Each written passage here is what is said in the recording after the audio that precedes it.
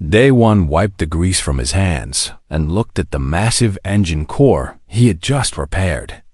The machinery hummed to life, casting blue light across the dark maintenance bay. Around him, the Dominion station stretched for kilometers in every direction. Thousands of aliens lived here, worked here, and governed entire sectors of the galaxy from these gleaming corridors. And when something broke, they called humans to fix it. He checked his datapad. Another job well done. Another crisis averted.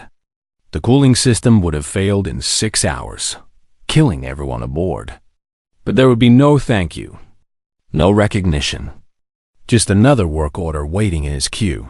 "Human, you finished?" The voice came from above. Day One looked up to see his supervisor, a tall creature with 4 arms and silver skin. The alien barely glanced at him. "Yes, Supervisor. The core is stable now." "Good. Report to Section 9.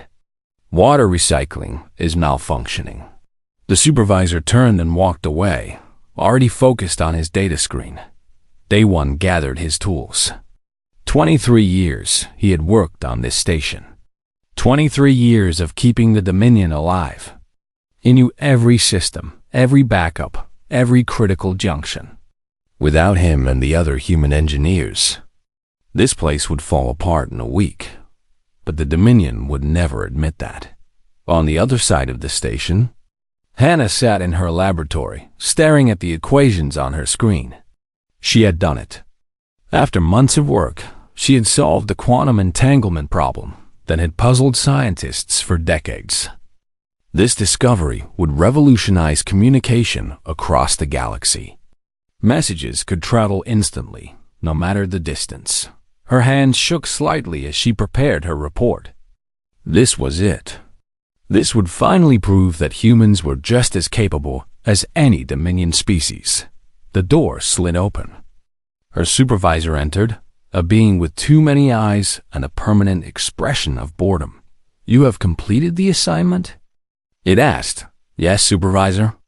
I've solved the entanglement problem. The data is all here."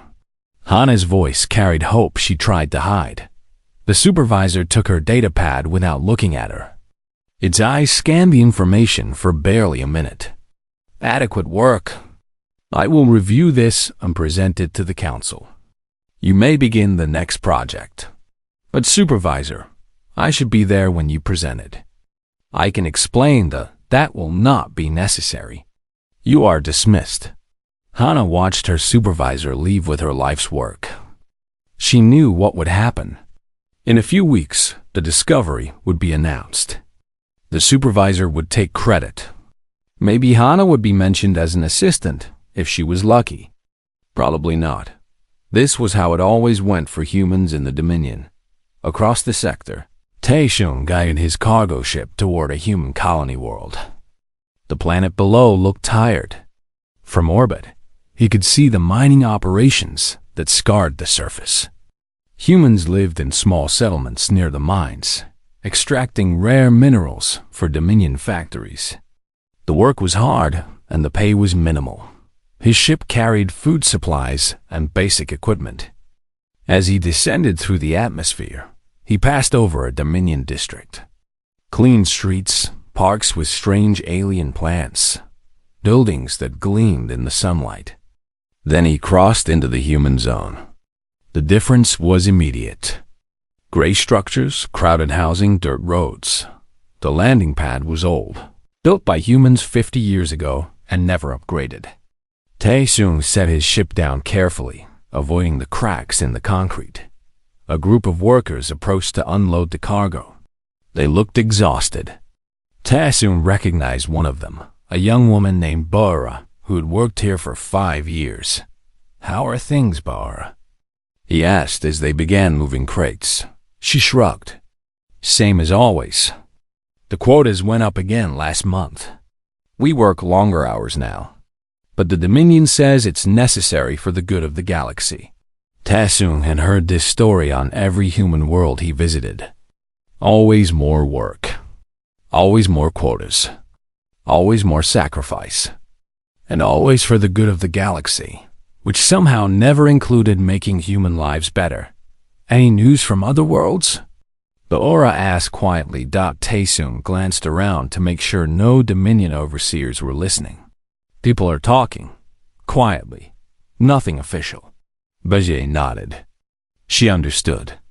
Everyone understood. Something was building across human space. Nobody spoke about it openly, but the feeling was there.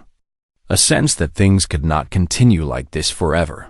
That evening, Day One sat in the human quarters of the station, eating a simple meal with other workers. The room was small and plain. Nothing like the elaborate dining halls the Dominion species enjoyed. The conversation was quiet, tired voices discussing the day's work. But then someone said something that made everyone stop eating. I heard the colony on HFY went dark last week. No communication. Dominion sent investigators. Found the place empty. Silence fell over the room. Dawan looked up. Empty? The whole colony? That's what I heard. Everything left behind. Homes, equipment, everything. But no people. Thousands of humans, just gone. Everyone exchanged glances. Nobody said what they were all thinking. Nobody had to. Later, alone in his quarters, Day One opened his private messages. There was one waiting from an encryption service he didn't recognize. He almost deleted it, but something made him open it instead. The message was simple. Are you tired of being invisible? We have a better way. No violence. No war. Just dignity. More information will come. Delete this message. Day One stared at the words for a long time. Then he deleted the message as instructed. But he did not forget it. Across the galaxy, in laboratories and cargo ships and mining colonies and repair stations, humans were receiving similar messages. And in the quiet of their rooms, in the privacy of their thoughts, they were making the same decision. They were done. 3 months had passed since the first messages appeared. More came, always encrypted, always brief. They contained coordinates, instructions, schedules, but never threats. Never calls for violence. Just information and a simple question that everyone had to answer for themselves. Are you ready to leave? Hana sat in a coffee shop in the human district, a rare day off from the laboratory. Across from her sat 2 other human scientists, Young-ho and Misan. They spoke in low voices, but not about work. Not about the weather. About something far more important. My brother is a pilot, Young-ho said quietly. He says the network is bigger than anyone imagined. Ships from every sector. All coordinating. Misan stirred her coffee slowly. I transferred my real research to a secure location last week. Everything my supervisor has now is just basic calculations. Useless without the foundation work. Hannah felt a weight lift from her chest. She was not alone in this. I did the same thing. I have been giving them scraps for months. They do not even notice because they do not actually understand the work. That is the thing, is it not? Young-ho leaned forward. They think they are so superior, but they have no idea how much they depend on us. Not just for manual labor, for everything. The 3 scientists sat in silence for a moment. Around them, other humans moved through the district, living their daily lives. How many of them had received the messages? How many had made the decision? There was no way to know for certain. The whole thing operated on trust. On faith that when the day came, humanity would move as one. Are you afraid? Misun asked. Hana considered the question. Yes, but I am more afraid of spending the rest of my life like this. Invisible, worthless in their eyes. I would rather take the risk. Young-ho nodded. My grandfather told me stories about old Earth. Before we had space travel, before we met the Dominion. He said humans were free then. We made our own choices. I want that for my children. On the Dominion station, Day One attended a maintenance meeting. His supervisor outlined the schedule for the next month. A new battleship was being constructed in the main dock. Human engineers would handle the critical systems, as always. The timeline was tight. Day one looked at the schedule and calculated in his head. The completion date was 3 weeks after the day that now existed in the mind of every human who had chosen to walk away. The Dominion had no idea that their battleship would never be finished. Day 1, you will lead the engine installation team, his supervisor said. I trust you will not disappoint the Dominion. Of course, supervisor. I will do my duty. The words felt strange in his mouth, because he would do his duty, just not to the Dominion. His duty was to his people now, to the future they were building in secret. That night, Day 1 met with 5 other human engineers in a storage bay far from the main corridors. They had all received the messages. They had all agreed. The station will fail within 3 days of our departure, one engineer named Kyung-soo said. He had brought up schematics on a portable screen. Life support will be the first to go. Humans maintain 90% of the critical systems. They trained some of their own people, but not enough. Not nearly enough. Another engineer, a woman named Yoonji, looked troubled. People will die. They will have time to evacuate, Kyung-soo said. We are not sabotaging anything. We're just leaving. They will have emergency power for 72 hours. That is enough time to get to escape pods. Day 1 understood Yoonji's concern. They were not monsters. They did not want to kill anyone. We leave everything functioning. We do not break anything. We just stop fixing things. Stop maintaining things. That is not murder. That is just the natural consequence of them not learning to take care of themselves. Yoonji nodded slowly. You are right.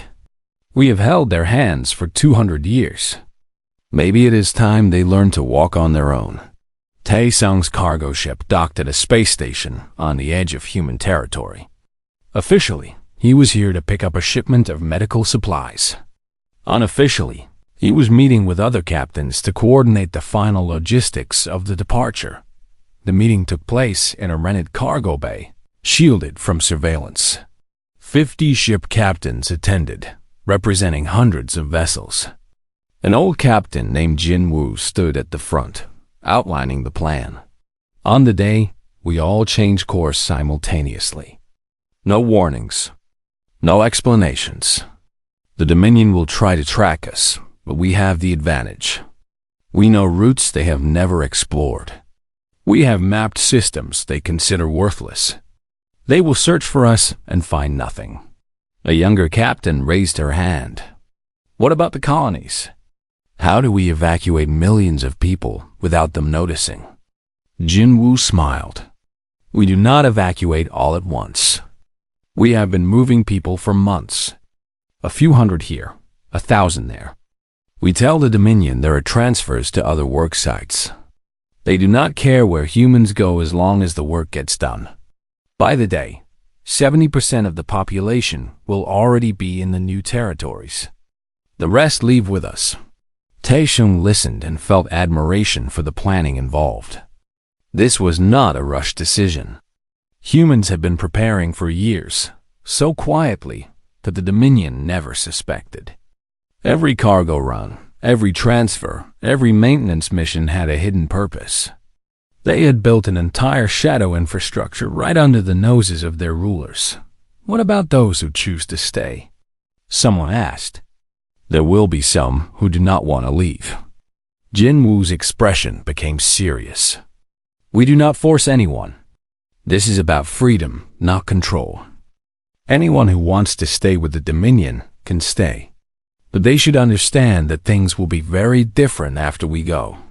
The Dominion will not be kind when they realize what has happened. Back on the colony world, Bayora packed her belongings into a small bag. Around her, other families did the same. The evacuation was scheduled for tomorrow. A fleet of cargo ships would arrive, officially to transport workers to a new mining site. But those ships would not go to any Dominion world. They would head into uncharted space, to worlds that humans had secretly colonized over the past decade. Her neighbor, an elderly man named Dong Hyan, watched the activity with tears in his eyes. I never thought I would see this day. Freedom. Actual freedom. Biora touched his shoulder gently. We are not free yet.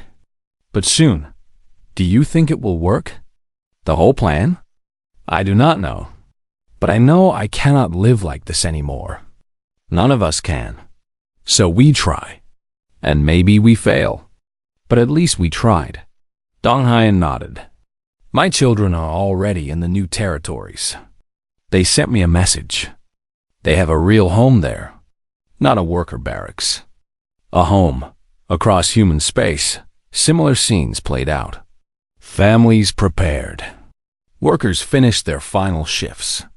Scientists secured their research. Engineers memorized the systems only they knew how to maintain. And everyone waited for the signal. The day was coming. The day humanity would simply stop and walk away. The day began like any other. Alarms chimed across the Dominion station at 06:00 hours. Day one woke in his small quarters, dressed in his work uniform, and ate a quick breakfast. Around him, other human workers did the same. But today, they moved with a strange calm. Today was the last day. Day-1 arrived at the battleship construction bay at 07:00 hours sharp.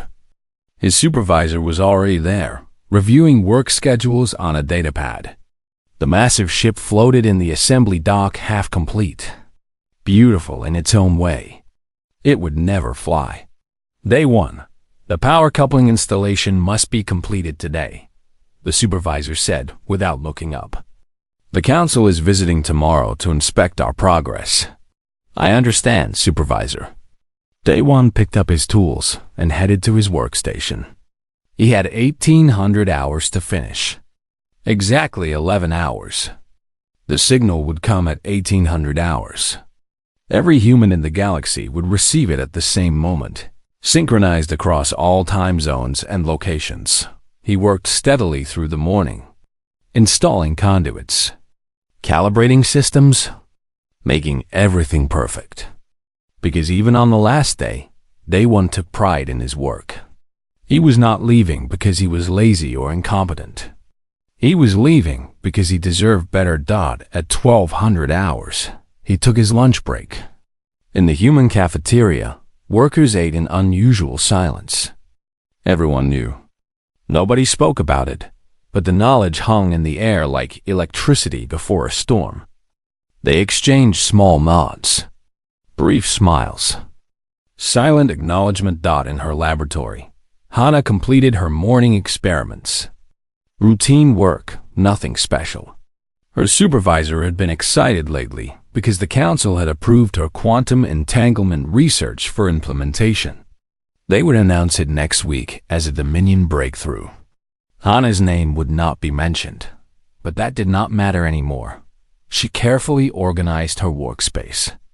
Real research was already gone, transferred to secure servers in human space. What remained were basic files, incomplete data, and theoretical notes that would lead nowhere. Let them try to build on this foundation. Let them discover that the foundation was hollow. At 1,400 hours, her supervisor entered the laboratory. Hana, excellent news. The council wants a full presentation of the entanglement system next month. You will need to prepare detailed implementation protocols. Of course, supervisor. I will begin immediately. The supervisor left, satisfied.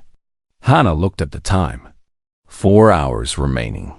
She would never prepare those protocols. In 4 hours, she would be on a ship heading into deep space. Taesoon guided his cargo ship through the approach vector to the colony world. In his hold, he carried standard supplies. But hidden among the cargo were weapons, emergency rations, and medical equipment. Not for violence. For the journey ahead. The colony evacuation was the last piece of the puzzle. He landed on the familiar pad and opened his cargo bay. But instead of the usual small team of workers, hundreds of humans waited. Families with bags, children holding parents' hands, the elderly supported by the young. They boarded quickly, efficiently, like they had practiced this, because they had Dotbo Aura helped organize the boarding. Last group, move quickly. We have 2 hours before the Dominion security sweep. A young mother struggled with 2 small children and several bags. Beora took the bags. I got these. Get your kids on board. Within 90 minutes, the ship was full. Tassoon checked his passenger count.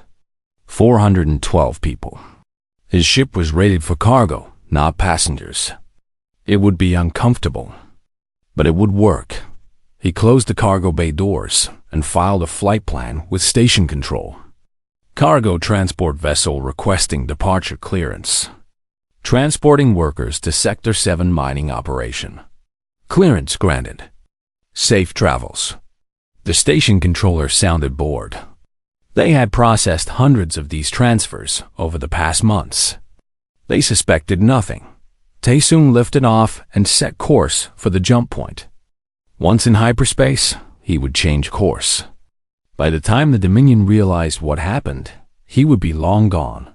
On the station, Day 1 checked the time. 17:30 hours. 30 minutes. He had finished the power coupling installation 20 minutes early. Perfect timing. He gathered his tools methodically, returning each to its proper place in his toolkit. Some habits died hard. His supervisor approached. Excellent work, Day 1. Tomorrow you will begin the navigation system installation. Thank you, Supervisor. Day 1 did not mention there would be no tomorrow. Not here. He walked slowly through the station corridors, memorizing the layout one final time. 23 years he had worked here. He knew every junction, every access panel, every shortcut. In a way, he would miss it. But not enough to stay. Other human workers moved through the corridors as well, finishing their shifts. Heading to the docking bays. No one ran. No one looked suspicious. They simply walked with purpose. At 17:55 hours, Day 1 reached the docking bay where the human transport ships waited. Official vessels, approved for crew rotations. But today, they would not return. At 1800 hours exactly, every human's communication device vibrated once. A single word appeared on the screen. Now. And humanity stopped. Across the galaxy, in thousands of locations, humans set down their tools, logged out of their systems, walked away from their posts. The coordination was perfect. No second guessing. No hesitation. They had chosen this moment months ago, and now it had arrived. Day 1 boarded his transport ship. The bay was full of humans, quiet and orderly. The ship's captain, a woman named Sun-hee, checked her manifest. Everyone accounted for. Sealing doors. Departure in 30 seconds.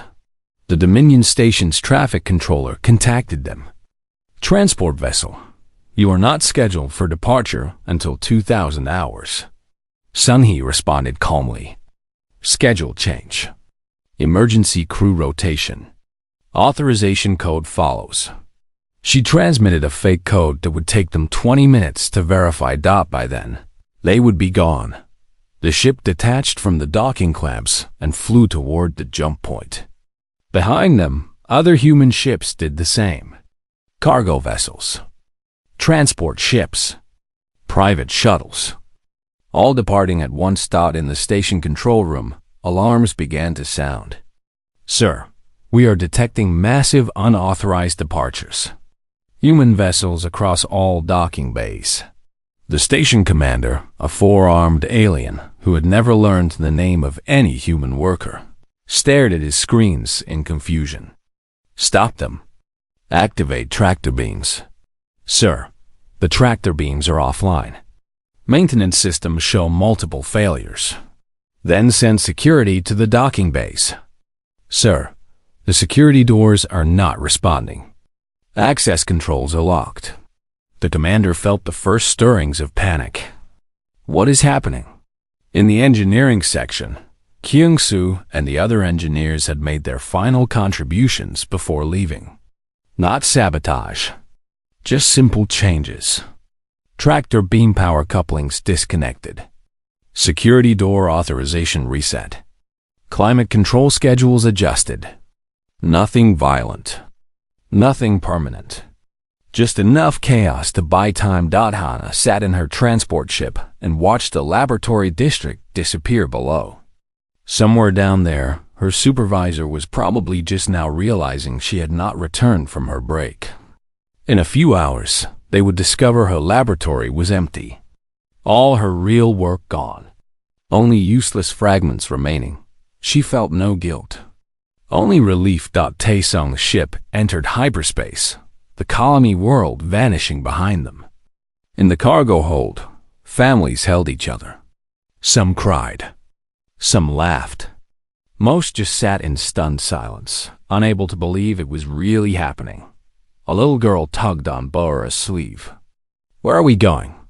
Baora smiled. "Home. We are going home." Across the galaxy, thousands of ships jumped to hyperspace simultaneously. Their destinations were scattered, their routes carefully planned to avoid detection. The Dominion would search, but they would find nothing. On the station, the commander finally understood. The humans were gone. All of them. And with them, every person who knew how to maintain the critical systems. The lights flickered. Once, twice, then steadied. For now. The first week was confusion. The Dominion Council sent investigators to every location where humans had worked. They found the same thing everywhere. Empty quarters. Abandoned workstations. Systems running, but no one to maintain them. It was like humanity had simply vanished into smoke. The station commander stood in the empty engineering bay where Day One had worked for 23 years. Tool cabinets were closed and organized. Work logs were up to date. Everything was neat and professional. But the people were gone. They left no trace, an investigator said, scanning the area with detection equipment. No indication of where they went. The ships that departed scattered in 40 different directions. We tracked some of them to jump points, but after that, nothing. The commander felt something he had never experienced before when thinking about humans: respect and fear. They'd planned this. For how long? We are not sure. Months at minimum. Maybe years. The coordination required would be enormous. Send ships to pursue them.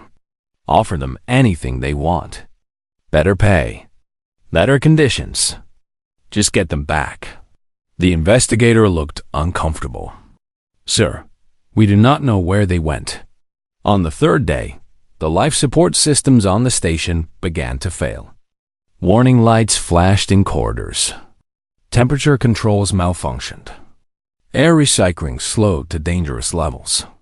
The Dominion engineers tried to fix it, following the maintenance logs left behind. But the logs only showed what to do, not why. They lacked the deep understanding that humans had built over decades of hands-on work. By day 5, the station commander ordered an evacuation. 10,000 Dominion citizens fled to emergency ships, leaving behind a station that had been their home. As his ship departed, the commander looked back at the dark structure. Already, sections were going offline. In a month, it would be a dead hulk floating in space. The pattern repeated across Dominion space. Stations failed. Colonies struggled. Infrastructure collapsed. The aliens had always believed humans were simple laborers doing simple work. They never understood the complexity of what humans actually did. The problem-solving. The improvisation. The deep knowledge of systems that were never properly documented. In the medical centers, doctors faced a crisis. Human medical staff had made up nearly 40% of the workforce. But more importantly, humans had done most of the research. New treatments stopped being developed. Existing treatments began to fail because the maintenance of medical equipment required human expertise. A Dominion doctor named Veltharos stood in his empty research laboratory. His human assistant, a woman named G1, had worked with him for 15 years. She had done most of the actual research while he took credit in official reports. He had never admitted this, even to himself. But now, looking at the blank screens and silent equipment, he could not deny it anymore. "I do not even know how to run the baseline tests," he said aloud to the empty room. She did everything. He tried to access G1's research files. Encrypted. He tried to bypass the encryption. Failed. She had locked everything away before leaving. Years of research gone. He had nothing done in the Dominion capital. The council convened an emergency session. Representatives from all member species argued and blamed each other. Food shipments had stopped. The humans had managed the agricultural networks, the processing facilities, the distribution systems. Some Dominion species tried to take over these functions. They failed. The systems were too complex, too interconnected.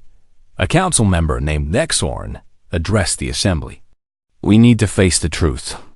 We have become dependent on human labor, not because they were slaves, but because they were good at what they did, better than us, and we never bothered to learn. Nonsense." Another member shouted, "We are the superior species. We built this civilization. Did we?" Nexorn gestured to the reports flooding in from across Dominion space.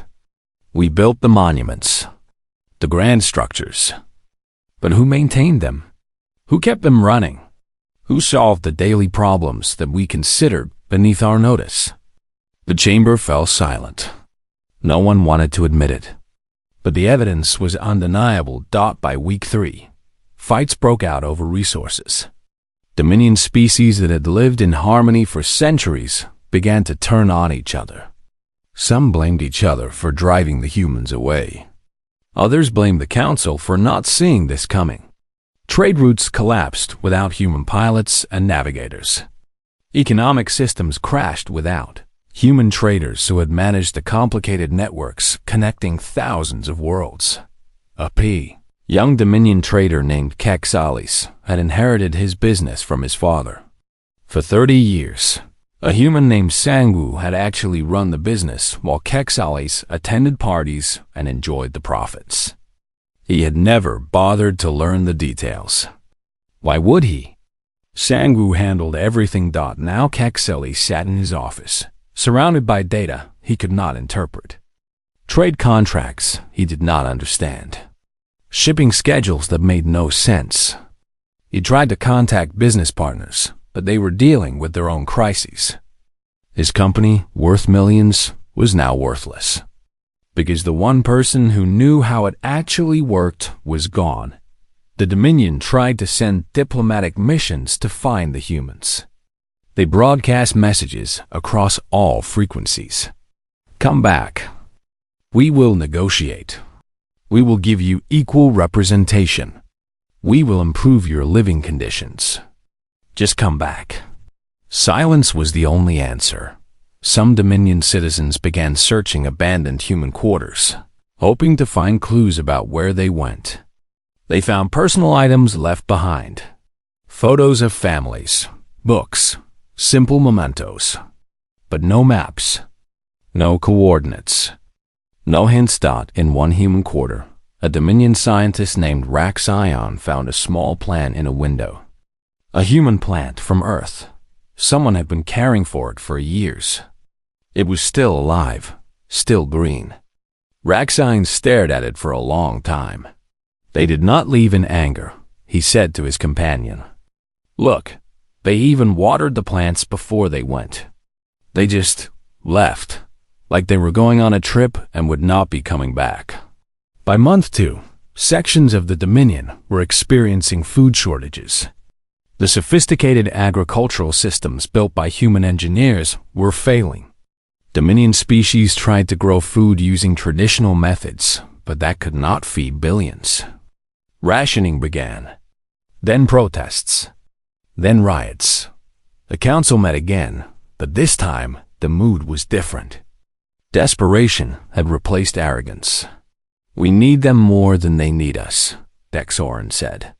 "That is the truth we must face. They did not destroy us. They simply stopped helping us. And we are falling apart. Then we find them and make them come back." Another member shouted, "How? We do not know where they are. We cannot track them. And even if we found them, what would we do? Force them? They left because we treated them as inferior. Violence will not fix that. Then what do we do?" Dexorin had no answer. None of them did. By month 4, the collapse was total in some regions. Stations abandoned. Colonies evacuated. Whole sectors going dark. The Dominion civilization, which had stood for thousands of years, was crumbling. Not from war, not from plague, but from the simple absence of the people they had taken for granted. An elderly council member, one of the few who had lived through the first contact with humanity, stood in the empty council chamber. Most members had returned to their homeworlds to deal with local crises. The Grand Hall, built to show Dominion power and glory, was now almost empty. "I remember when humans first came to us," the old one said. "They were so eager, so hopeful. They wanted to be part of the galactic community. And we welcomed them. But we never saw them as equals. We saw them as useful, as tools. And now those tools have walked away." A younger assistant stood nearby. "Can we survive without them?" The old council member looked at the fading lights, the empty seats, the reports of collapsing infrastructure. "I do not know. But I do know this. We never deserved them. And they had every right to leave." Somewhere in the darkness between stars, on worlds the Dominion had never found, humanity was building something new. But the Dominion did not know that. All they knew was absence, and the slow, terrible understanding of what they had lost. 5 years had passed since the day humanity walked away. In a star system the Dominion had marked as worthless on their charts, a thriving human civilization now existed. 12 worlds, 47 stations, and hundreds of smaller settlements spread across space that humans had quietly explored and claimed while still serving the Dominion. Day 1 stood on the observation deck of New Horizon Station and looked out at the construction yards below. 3 new ships were being built. Not warships, not weapons, but exploration vessels, colony ships, and research platforms. The station itself was a masterpiece of engineering, designed not for dominance, but for life. Parks occupied entire sections. Waterfalls flowed through central corridors. Children played in zero-gravity playgrounds. Beautiful, is it not? Sunhee joined him at the window. She had been promoted to station administrator, chosen by democratic vote rather than appointment. "I still cannot believe we built all this," Day 1 said. "We built it because we were finally free to build for ourselves. Not for someone else's glory, not for someone else's profit. For us." Day 1 had become the lead engineer for the entire station. His designs were used across human space now. People knew his name, respected his work. For the first time in his life, he received credit for what he created. The feeling never got old. On the planet below, Hana walked through the halls of the Human Research Institute. The facility housed 5,000 scientists working on projects they had chosen themselves. No supervisors taking credit. No restrictions on research topics. Just pure exploration of knowledge. She entered her office, which overlooked a garden filled with plants from Earth. Real sunlight streamed through the windows. Her assistant, a young scientist named Wonshik, waited with the latest results. "Professor Hana, the quantum network is exceeding all expectations. We now have instant communication across all 12 worlds. Hannah smiled at the title. Professor, not assistant. Not technician, professor. Excellent work, one chick. Make sure your name is first on the publication. But you did most of the theoretical work. And you did the practical implementation. Both are equally important. We do not hide contributions here. We celebrate them. One chick grinned. I still need to get used to that. My parents grew up in Dominion space. They said humans never got recognition for anything. Those days are over. Now we build something better. Across human space, similar scenes played out. Artists created without censorship. Musicians composed without restriction. Writers told stories that had been forbidden under Dominion rule. The explosion of human creativity was remarkable. Freed from oppression, humanity flourished. Taesung captained a new ship now, much larger than his old cargo vessel. The bright future transported goods between human worlds, but also carried families to new colonies and explorers to uncharted systems. His crew was entirely human, working together as equals. They approached a new settlement on the outer edge of human territory. The colony was only 3 years old, but already thriving. As they descended, Taesung could see farms spreading across the landscape, cities rising from planned foundations, and spaceports bustling with activity. Biora was waiting at the landing pad. She had become the colony administrator, elected by the settlers. When Taesung exited his ship, she greeted him with a warm embrace. "It has been too long, old friend," she said. "How is the colony?" "Growing faster than expected. We have 6,000 people now. Next month, we are opening a university." "Can you believe it? A university. We are building futures here, not just surviving." They walked through the settlement together. Children played in safe streets. Families tended gardens. Workers built homes with pride and care. This was not the crowded, desperate existence of Dominion colonies. This was life. "Do you ever think about them?" Benora asked. "The Dominion?" Taesung considered the question. "Sometimes. I wonder how they are doing. If they survived, does it matter? Not really. We made our choice. They have to live with theirs." But the Dominion had not forgotten humanity. In the 5 years since the departure, they had slowly begun to recover. Some regions had stabilized. Others remained in chaos. The council had reformed, becoming more cooperative out of necessity. Species that once competed now worked together to survive, and some of them had learned. The message reached human space on a random Tuesday afternoon. It came through old Dominion communication frequencies, encrypted with codes that humans had used 5 years ago. The message was simple. To humanity, wherever you are. We understand now. We were wrong. We treated you as servants when you were the foundation of everything we built. We took credit for your work. We ignored your value. We were fools. We do not ask you to return. We do not ask for forgiveness. We simply want you to know that we have learned. And we will do better. We have to. Because you showed us what happens when we do not. May you find peace in whatever life you have built. You earned it. The message was signed by Thexorin, now the council leader. The human leadership debated how to respond. Some wanted to ignore it. Others wanted to send a harsh reply. But finally, they decided on something different. Hana was chosen to write the response. She sat in her office for hours, thinking about what to say. Finally, she recorded a message and sent it back through the old frequencies. To the Dominion Council and all species within your territories. We left because we had to. Not from hate, but from necessity. You never saw us as equals, and we could not live as lesser beings anymore. We built a new civilization now. One based on mutual respect. On shared credit. On freedom. We do not hate you. We do not want revenge. We simply want to live our lives on our own terms. You have asked what you did wrong.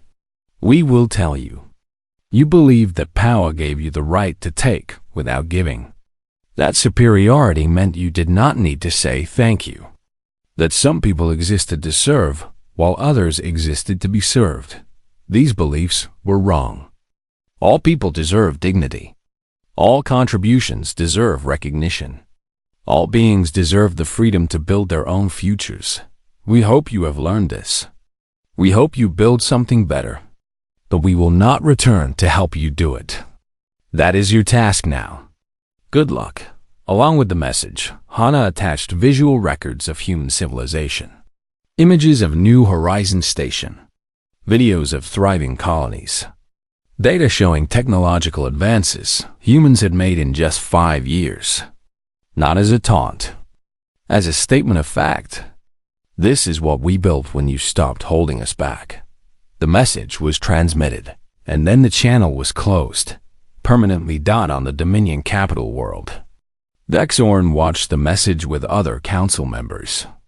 They saw the magnificent structures humans had built, the happy faces of people living in freedom, the advanced technology that had surpassed anything the Dominion had achieved in the same time period. They did not need us, one member said quietly. We needed them. And we never knew. Dexoran nodded. And now they are gone. Perhaps forever. We have to accept that. Can we survive without them? We will try.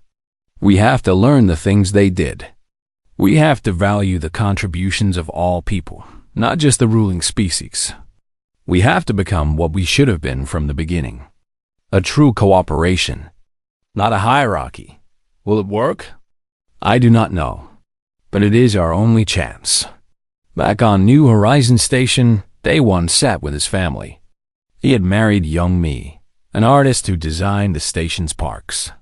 They had 2 children who would grow up never knowing servitude, never knowing the feeling of being invisible. His daughter, Aisha, climbed onto his lap. Papa, teacher told us about the old times today, when humans lived with the Dominion. Is it true you worked there? Yes, I did. Were you sad? Day One thought about how to answer. Sometimes. But I was also proud of my work. I built good things. I just wish the people I built them for had appreciated it more. Do you miss it? He looked around at his home, his family, the station he had designed with his own hands, the recognition and respect he received every day. No, little one, I do not miss it at all. That night, Day One stood again at the observation window. More ships were arriving, carrying new settlers from recently established colonies. Human space was expanding, not through conquest, through exploration and settlement. Building rather than taking. Sundash, he joined him again. What are you thinking about? Just remembering the last day. When we walked away, I was so scared. Scared it would not work. Scared we would fail. And now? Now I know we made the right choice. We did not destroy the Dominion. We just stopped holding them up. And in doing that, we freed ourselves. Sunhee looked out at the growing civilization below. Do you think they understand now? The Dominion? Maybe, maybe not. But it does not matter anymore. We are not defined by what they think of us. We are defined by what we built. And what we built is magnificent. Far away, in Dominion space, the old council member stood in a newly rebuilt station. It had taken 3 years and enormous effort. The design was simpler than before, more practical, less grand. But it worked that a young engineer approached with a status report. Sir, all systems are functioning. We did it ourselves this time. The old one nodded. Remember this feeling. Remember what it took to build this without humans. Remember that we survived, but barely. And remember that they did not owe us their labor. We took it for granted. Never again.